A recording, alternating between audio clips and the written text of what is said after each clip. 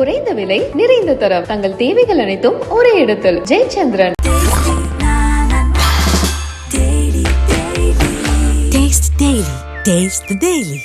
வணக்கம் நண்பர்களே, மின்னம்பலம் டிஜிட்டல் திண்ணைக்கு உங்களை வரவேற்கிறோம். நான் ராகவேந்திர ஆரா. நேற்று ஜூன் 13ஆம் தேதி டிஜிட்டல் திண்ணையிலே தமிழிசை அண்ணாமலை ஒன்றாக போஸ் கொடுக்க உத்தரவு என்ற தலைப்பில் நாம் செய்தி வெளியிட்டிருந்தோம், வீடியோவும் வெளியிட்டிருந்தோம்.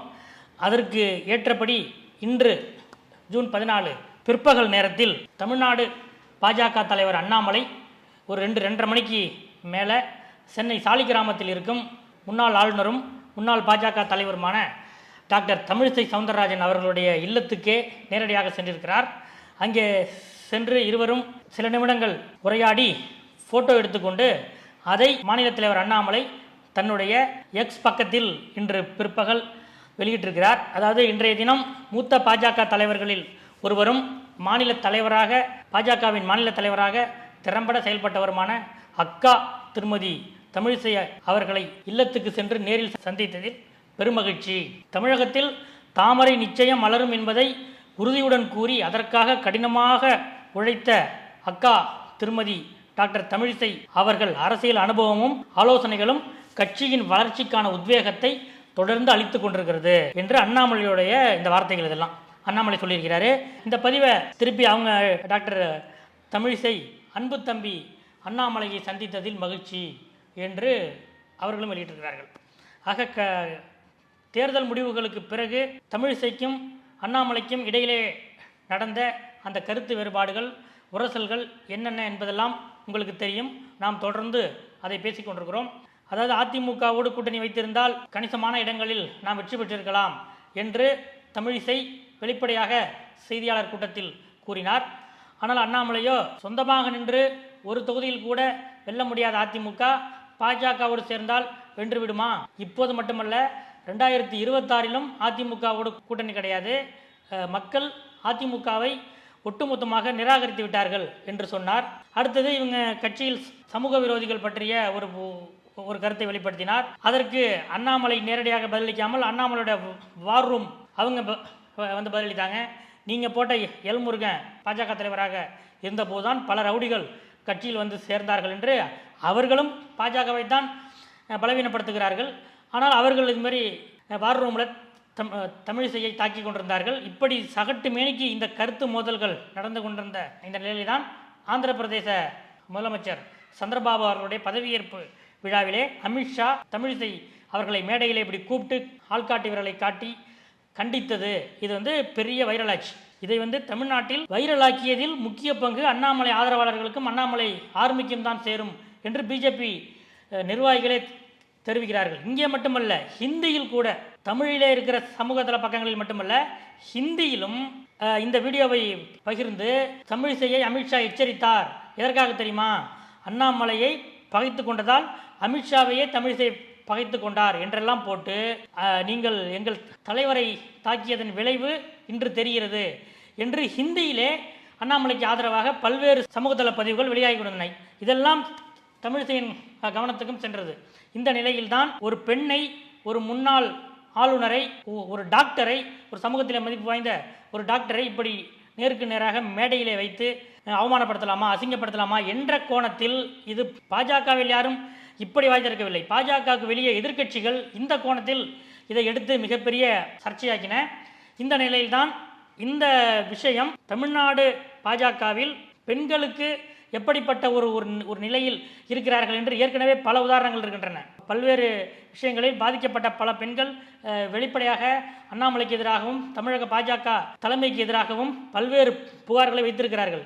இந்த நிலையில் தமிழிசைக்கு எதிராக அமித்ஷா அவ்வாறு கண்டித்த அந்த விஷயம், அதையும் அண்ணாமலை ஆதரவாளர்கள் கொண்டாடி தீர்த்த விதம், இதெல்லாமே தமிழ்நாடு பாஜக மேலும் மேலும் பெண்களுக்கு எதிராக போகுதோ அப்படின்ற ஒரு தோற்றத்தை ஏற்படுத்துது. ஒரு தமிழ்நாட்டில் அதே போன்ற ஒரு கருத்துருவாக்கம் உருவாக்கப்பட்டு கொண்டிருக்கிறது என்று மத்திய உளவுத்துறையிலிருந்து ரிப்போர்ட் டெல்லிக்கு சென்று விட்டது. இது மட்டுமல்ல, தமிழ்நாட்டில் ஆரம்ப காலத்திலிருந்து பாரதிய ஜனதா கட்சிக்கு ஒரு பேக் போனாக இருக்கக்கூடிய சமுதாயம் என்றால் அது நாடார் சமுதாயம்தான். கன்னியாகுமரியிலிருந்து சென்னையிலே வரைக்கும் தமிழகத்தில் பாஜகவுக்கு ஒரு முதன்மையான வாக்கு வங்கியாகவும் இருப்பது நாடார் சமுதாயம்தான். இந்த நிலையில் அந்த நாடார் சமுதாயத்தைச் சேர்ந்த தமிழிசை சவுந்தரராஜன் அவர்களை இதுபோல அவர்களை மையமாக வைத்து ஒரு சர்ச்சை எழுவது அது பாரதிய ஜனதா கட்சிக்கும் எதிர்காலத்தில் இதை எதிர்க்கட்சிகள் தங்களுக்கு சாதகமாக ஆக்கி கொண்டு ஒரு சில அரசியல் நடவடிக்கைகளில் ஈடுபடலாம் என்ற ஒரு எச்சரிக்கையும் மத்திய உளவுத்துறை மூலம் டெல்லிக்கு அனுப்பப்பட்டிருக்கிறது. இந்த அடிப்படையும் சேர்ந்துதான் தமிழக பாஜக தலைவர் அண்ணாமலையிடம் நீங்கள் தமிழிசை அவர்களை நேரில் சென்று சந்தித்து விடுங்கள் என்று அறிவுறுத்தல் செய்யப்பட்டிருக்கிறது என்று சொல்கிறார்கள். அதன்படிதான் நாமும் நேற்று அந்த தகவலை வெளியிட்டிருந்தோம். இருவருக்கும் இடையில் எந்த பிரச்சனையும் இல்லை என்பதை காண்பிப்பதற்காக போய் பார்த்து பேசி டீ சாப்பிட்டு ஒரு போஸ் கொடுங்க என்பதுதான் உத்தரவு, ஒன்றாக போஸ் கொடுக்க உத்தரவு என்று தான் நேற்று வெளியிட்டிருந்தோம். அதன்படியே இன்று பிற்பகல் 2 மணிக்கு மேல் அண்ணாமலை தமிழிசை வீட்டுக்கு சென்றிருக்கிறார். கையிலே ஒரு பெரிய ஒரு ஸ்வீட் பாக்ஸோடு தான் அவர் சென்றார். தமிழிசை அவர்கள் அண்ணாமலையை வரவேற்று அமர வைத்து ஒரு லெமன் டீ கொடுத்திருக்கிறார். ஏற்கனவே அண்ணாமலை பால் போட்டு டீ சாப்பிடுவாரா என்றெல்லாம் அவர் விசாரித்திருக்கிறார் என்று சொல்கிறார்கள். அப்படி என்றால் அண்ணாமலை வருவது தமிழிசைக்கும் முன்கூட்டியே தெரிவிக்கப்பட்டிருக்கிறது என்ற அடிப்படையில் இதை நம்மால் யூகிக்க முடிகிறது. அண்ணாமலைக்கு லெமன் டீ கொடுத்து உபசரித்தார். சில நிமிடங்கள் அமர்ந்து இருவரும் உரையாடி கொண்டிருந்தார்கள். அப்போது அண்ணாமலை சில விஷயங்களை மனமிட்டு பேசியிருக்கிறார் என்கிறார்கள். அதாவது, அக்கா, நான் உங்களை பற்றி எந்த புகாரும் நான் டெல்லியில் சொல்லலை. சின்ன ஒரு கருத்து, நம்ம எல்லாருக்குமே சில கருத்துக்கள் இருக்கும். அந்த கருத்துக்களை நம்ம அதற்கான பிளாட்ஃபார்மில் விவாதிக்கலாம் என்பதுதான் என் கருத்தை தவிர உங்கள் மீது எனக்கு எந்த வருத்தமும் இல்லை, கோபமும் இல்லை என்று அண்ணாமலை சொல்லியிருக்கிறார். அதற்கு டாக்டர் தமிழிசையும் ஒரு சில விளக்கங்களை கொடுத்திருக்கிறார். உங்கள் மேலே எனக்கு எந்த வருத்தமும் இல்லை, என்னுடைய கருத்தை சொன்னேன். இப்படி ஒரு வியூகம் இருக்குது, ஒரு கணக்கு இருக்குது. இந்த கணக்கின்படி முடிவு எடுக்கலாம், முடிவு எடுக்காமலும் போகலாம். அது மாநில தலைவர், மாநில தலைமை என்ன முடிவு எடுக்கிறதோ அதுதான் முடிவு என்று தான் நான் பேட்டியிலே சொன்னேன். இதை எல்லாரும் அதை வெட்டி ஒட்டி அதை எல்லாரும் பரப்பி விட்டார்கள் என்று தமிழிசையும் சொல்லியிருக்கிறார். இடையிலே அண்ணாமலை என்ன சொல்லியிருக்கிறார் என்றால், இந்த உங்களை பற்றி வந்த அந்த சமுதாய ரீதியாக உங்களுக்கு ஆதரவாக செய்யப்பட்ட அந்த விளம்பரங்கள் கூட திமுக அது பின்னாடி இருக்குது என்று அண்ணாமலையே திருமதி தமிழிசை அவர்களிடம் சொல்லியிருக்கிறார். இந்த மாதிரி ஒரு விவாதம் நடந்து முடிந்து வாய்ஸ் ஃபார் ஆல் என்ற புத்தகத்தையும் அண்ணாமலைக்கு பரிசாக கொடுத்து அனுப்பியிருக்கிறார் டாக்டர் தமிழிசை. இதுதான் இந்த சந்திப்பிலே நடந்திருக்கிற விஷயம்.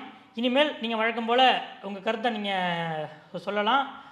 அதாவது தேசிய தலைமை, மாநில தலைமை இதுக்கு உட்பட தான் நம்ம இயங்கிட்டு இருக்கோம். அதனால் அது ரீதியாக நீங்கள் எந்த கருத்தை வேணாலும் சொல்லலாம். உங்களுடைய ஆலோசனைகள் எங்களுக்கு ரொம்ப தேவை என்றும் அண்ணாமலை தமிழிசையிடம் சொல்லிவிட்டு அங்கிருந்து புறப்பட்டிருக்கிறார் என்று சொல்கிறார்கள். இப்போது தமிழிசையின் ஆதரவாளர்கள் என்ன பண்ணுறாங்கன்னா, பார்த்தீங்களா, நீங்கள் தான் அக்கா வீடு தேடி போனீங்க என்று இவர்கள் ஒரு பக்கம் இந்த சந்திப்பை மையமாக வைத்து அடுத்த ஒரு ட்ரெண்டிங்கை இவர்கள் ஆரம்பித்துக் கொண்டிருக்கிறார்கள். பாஜகவில் வெளிப்படையாக இந்த கருத்து வேறுபாட்டை முடிவுக்கு கொண்டு வர வேண்டும், பெண்களுக்கு எதிரான ஒரு கட்சி என்ற முத்திரை, இதன் மூலம் எதிர்க்கட்சிகளால் பாஜக மீது பலமாக அந்த முத்திரை விழுந்துவிடக்கூடாது என்பதற்காகத்தான் அண்ணாமலையை தமிழிசை வீட்டுக்கு டெல்லி மேலிடம் அனுப்பியிருக்கிறது என்கிறார்கள். இதுதான் இன்றைய சந்திப்பில் நடந்த விஷயம். அடுத்ததாக விக்கிரவாண்டி இடைத்தேர்தல் அந்த விவாதங்களும் அந்த ஆலோசனைகளும் பரபரத்து கொண்டிருக்கின்றன. இன்று ஏற்கனவே நாம் சொன்ன மாதிரி பாட்டாளி மக்கள் கட்சியின் அந்த நிர்வாக குழுவில் எடுக்கப்பட்ட அந்த முடிவில் அன்புமணி என்ன சொன்னார் என்றால், நம்ம கூட்டணி கட்சிகளோடு சேர்ந்து பேசி இது பற்றி முடிவு செய்வோம் என்று சொல்லியிருந்தார். அதன்படி இன்று மாநில தலைவர் அண்ணாமலை விக்கிரவாண்டி சட்டமன்ற இடைத்தேர்தலில் பாட்டாளி மக்கள் கட்சி தேசிய ஜனநாயக கூட்டணி சார்பாக போட்டியிடும் என்று அறிவித்திருக்கிறார். இதற்கிடையில் நேற்று நடந்த பாட்டாளி மக்கள் கட்சியின் உயர்மட்ட நிர்வாக குழுவில் டாக்டர் ராமதாஸ் பேசிய சில விஷயங்கள் இப்போது நமது கவனத்துக்கு வந்திருக்கின்றன. அதாவது, தேர்தல் முடிவுக்கு பிறகு பாட்டாளி மக்கள் கட்சி தேசிய ஜனநாயக கூட்டணியில் 10 இடங்களில் போட்டியிட்டது, 10 இடங்களிலும் தோற்று போனது. அதில் கௌரவமான விஷயம் என்றால், தருமபுரியில் திருமதி சௌமியா அன்புமணி அவர்கள் போட்டியிட்டு ஒரு கணிசமான வித்தியாசத்தில் தான் அவர் வெற்றியை கை நழுவ விட்டார். இந்த நிலையில் தேர்தல் முடிவுகளுக்கு பிறகு நடைபெறக்கூடிய முதல் கூட்டம் பாட்டாளி மக்கள் கட்சியை பொறுத்தவரை அவர்களுடைய அஃபிஷியல் மீட்டிங் தேர்தல் முடிவுக்கு பிறகு இதுதான் முதல் முறை. அதனால் விக்கிரவாண்டி இடைத்தேர்தல் மட்டுமல்லாமல் நாடாளுமன்ற தேர்தல் பற்றியும் சில கருத்துக்களை டாக்டர் ராமதாஸ் இந்த கூட்டத்தில் முன்வைத்திருக்கிறார் என்று சொல்கிறார்கள். என்ன சொல்லியிருக்கிறார்னா, அந்த கூட்டத்தில் டாக்டர் ராமதாஸ் பேச ஆரம்பிக்கும் போதே இது நமக்குள்ளே நடக்கிற ஒரு ரகசிய கூட்டம், இதில் பேசுகிறதெல்லாம் நீங்கள் போய் வெளியே சொல்லிட்டு இருக்காதீங்க என்று சொல்லி தான் டாக்டர் ராமதாஸ் தனது பேச்சை ஆரம்பித்திருக்கிறார். தேர்தல் முடிவுகள் பற்றி, பாட்டாளி மக்கள் கட்சி பெற்ற தேர்தல் முடிவுகளை பற்றி சொல்ல தொடங்கிய ராமதாஸ், நாம் கடந்த 2 தேர்தல்களிலும் அந்த அங்கீகாரத்தை இழந்திருக்கிறோம். இது ரொம்ப நம்ம கஷ்டப்பட்டு இந்த அங்கீகாரத்தை பெற்றோம், மாம்பழம் சின்னத்தை பெற்றோம். இப்போ இதே நிலை நமக்கு நீடித்தால் அடுத்து நமக்கு சின்னம் கிடைக்குமா, மாம்பழ சின்னம் கிடைக்குமா அப்படின்றதே கேள்விக்குறியாக இருக்கிறது. நான் சொன்னால் இங்கே சில பேர் கேட்க மாட்டேங்கிறீங்க, அதுதான் எனக்கு ரொம்ப வருத்தமாக இருக்குது. நான் ஒரு முடிவெடுத்தால் நீங்கள் ஒரு முடிவெடுக்கிறீங்க என்று அவர் அந்த கூட்டத்திலே டாக்டர் ராமதாஸ் வருத்தப்பட்டு பேசியிருக்கிறார் என்று சொல்கிறார்கள். அப்போது பாட்டாளி மக்கள் கட்சியோட கொள்கைகள், வன்னியர் சங்கத்தோட கொள்கைகள், இதெல்லாம் நம்ம போய் மக்கள்கிட்ட இன்னும் முழுமையாக கொண்டு சேர்க்கலை அப்படிங்கிறது தான் இந்த தேர்தல் முடிவுகள் நமக்கு எடுத்துக்காட்டுது. நம்ம இந்த விஷயங்களை கொண்டு சேர்க்கறதுக்கு நம்ம அடுத்து என்ன பண்ணணும், நம்ம சமுதாய மக்கள் என்ன நினைக்கிறாங்க, ஒவ்வொருத்தராக சொல்லுங்க என்று அந்த நிர்வாக குழுவில் இடம்பெற்றிருந்த சிலரிடம் ராமதாஸ் கருத்து கேட்டிருக்கிறார். அப்போது சிலர் என்ன சொல்லியிருக்கிறார்கள் என்றால், அந்த இடஒதுக்கீடு போராட்டத்தில் கலந்து கொண்டு துப்பாக்கிச் சூட்டுக்கு பலியானவர்களுக்கு நாம் இன்னும் சில உதவிகளை, நிறைய உதவிகளை வழங்க வேண்டும். அதே போல் அந்த வன்னியர் அறக்கட்டளை சார்பாக நாம் ஆரம்பித்த கல்லூரியில் வன்னியர்களுக்கு ஒரு பெரிய அளவு அவங்களுக்கு அதிக பங்களிப்பை நாம் கொடுக்க வேண்டும் அப்படின்னு எதிர்பார்க்குறாங்க அப்படின்னு சொல்லிட்டும் போது இதுமாரி சிலர் வந்து சில கருத்துக்களை எடுத்து முன்வைத்திருக்கிறார்கள். அப்போது ராமதாஸ் அந்த பிரச்சனையை கேட்டுக்கொண்டு அடுத்ததாக இன்னொரு முக்கியமான ஆலோசனையை சொல்லியிருக்கிறார். அதாவது இப்படி பல நெருக்கடிகள் நமக்கு இருந்தாலும் இப்போ நமக்கு ஆறுதலாக இருக்கக்கூடிய ஒரு விஷயம், பாட்டாளி மக்கள் கட்சிக்கு பெண்கள் ஓட்டு அதிகரிச்சிருக்கு அப்படிங்கிறது நமக்கு ரொம்ப ஒரு மகிழ்ச்சியான ஒரு ஆறுதலாக இருக்கிறது என்று அந்த விஷயத்தையும் எப்படி மைனஸை சொன்னாரோ அதுமாரி ப்ளஸ்ஸையும் குறிப்பிட்டு சொல்லியிருக்காரு. நம்ம சமுதாய வாக்குகளில் நம்ம இன்னும் கொஞ்சம் தீவிரமாக கவனம் செலுத்தியிருந்தால் நம்ம தருமபுரியில் வெற்றி பெற்றிருக்கலாம். ஏனென்றால் அதிமுக அவர்கள் எப்போதும் வாங்குகிற அந்த வன்னிய சமுதாய வாக்குகளுக்கு அவர்களுக்கு சற்றும் குறைவு இல்லாமல் அவர்கள் சென்றிருக்கிறது. அதனால் நம்ம சமுதாய வாக்குகளை நம்ம முழுமையாக நம்ம பக்கம் கொண்டு வரத்துக்கு தருமபுரியில் இன்னும் சில முயற்சிகளை மேற்கொண்டிருந்தால் சௌமியா அன்புமணி இந்நேரம் எம்பியாக இருந்திருப்பார் என்றும் டாக்டர் அந்த கூட்டத்திலே சொல்லியிருக்கிறார். இதற்கு பிறகு இடைத்தேர்தல் பற்றி ஆலோசனை நடைபெற்றிருக்கிறது. அதில் தான் என்னன்னு சொன்னீங்கன்னா, டாக்டர் சொன்ன அந்த விஷயத்தை முன்வைத்து அடுத்த கட்டமாக இந்த ஆலோசனை அந்த இடைத்தேர்தலை மையமாக வைத்து நடைபெற்றிருக்கிறது. அதாவது டாக்டர் என்ன சொன்னார்னா, இப்போதைக்கு நமக்கு கிடைத்திருக்கிற ஒரு ஆறுதல், நமக்கு பெண்கள் ஓட்டு அதிகமாக வந்திருக்கு அப்படின்னு டாக்டர் சொன்னார் இல்லையா. அப்படின்னா விக்கிரவாண்டி சட்டமன்ற இடைத்தேர்தலில் ஒரு பெண்ணையே வேட்பாளராக நிறுத்தினால் என்ன, அதுவும் தருமபுரி மக்களவை தொகுதியில் போட்டியிட்டு கணிசமான வாக்குகளில் வெற்றியை இழந்த திருமதி சௌமியா அன்புமணியையே நாம் ஏன் விக்கிரவாண்டி இடைத்தேர்தலில் வேட்பாளராக நிறுத்தக்கூடாது என்ற ஒரு கேள்வி நிர்வாக குழுவில் விவாதிக்கப்பட்டிருக்கிறது. அதை பலரும் வரவேற்றிருக்கிறார்கள் என்று சொல்கிறார்கள். ஏனென்றால் அந்த தருமபுரியில் அவர் வந்து மக்களோடு மக்களாக பழகிய விதம், அவருக்கு மக்கள் கொடுத்த வரவேற்பு, அந்த தோல்வி அவருக்கு வன்னிய சமுதாயத்து மக்களிடையே குறிப்பாக பெண்கள் இடையே ஒரு அனுதாபத்தை அவருக்கு ஏற்படுத்தியிருக்கிறது.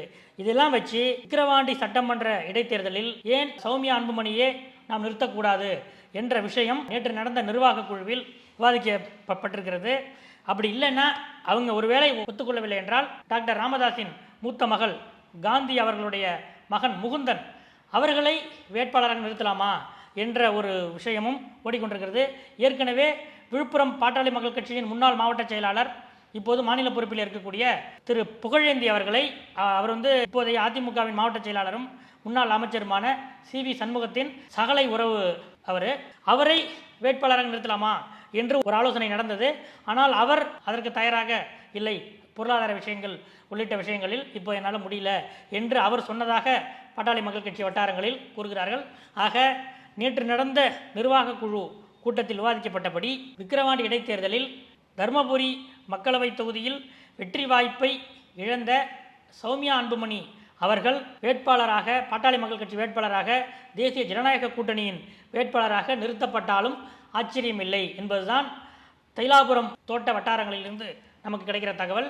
அதே போல் இன்னொரு முக்கியமான விஷயம், வருகிற 20ஆம் தேதி பிரதமர் மோடி 3வது முறையாக பிரதமர் ஆன பிறகு முதல் முறையாக தமிழ்நாட்டுக்கு வருகிறார். சென்னை எழும்பூரில் வந்தே பாரத் ரயில் சேவையை துவங்கி வைப்பதற்காக அவர் வருகிறார்.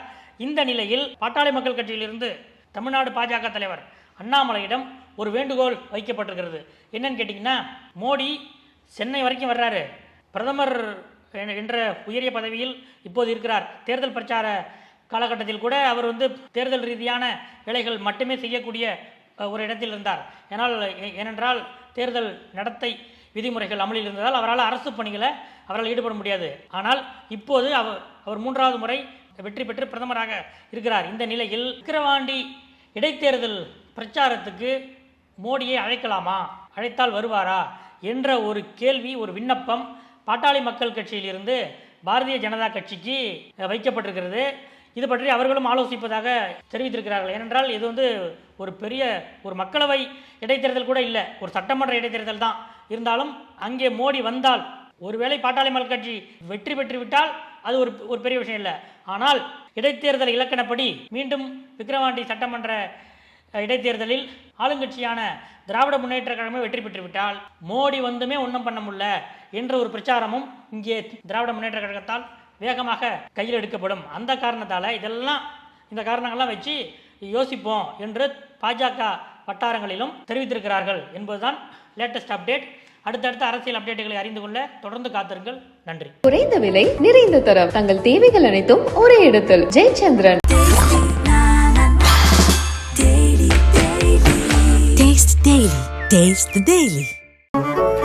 மின்னம்பலம்.com தமிழின் முதல் மொபைல் பத்திரிகை.